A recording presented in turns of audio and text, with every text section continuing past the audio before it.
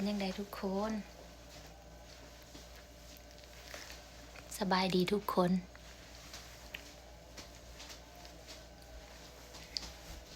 เป็นยังไงทุกคนนี่มื้อนี้สีอันไปวัดลูกนี่เป็นยังไงทุกคนผ่านอยู่บ่นี่มันโซจังสิเนาะแต่เฮาก็ใส่ผ้าเบี่ยงนะทุกคนเฮาก็สิทำการเบี่ยงด้านนี้จังไหนสิว่าไปวัดแล้วมันโปนะทุกคนแบบมันโซโพดก็บ่แม่นโปดอกเนาะนี่มันสิทำการเบี่ยงแบบนี้ทุกคนนี้นี่ก็โอเคไปละนี่ทำการเบี่ยงแขนนี่ทุกคนเป็นยังไงทุกคนลูกไปวัดมือนี้โอเคอยู่บ่ผ่านอยู่บ่นี่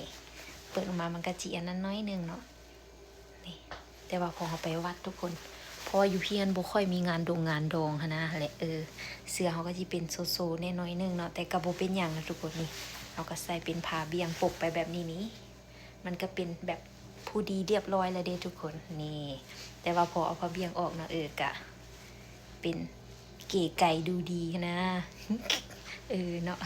เราไปมั่วซั่วแล้วทุกคนนี่ไปหอดวัดเราก็สิทำการเบี่ยงสินี่มันก็โอเคไปเป็นยังไงผ่านอยู่บ่ทุกคนงามอยู่บ่ไปอันเฮ็ดบุญนำกัน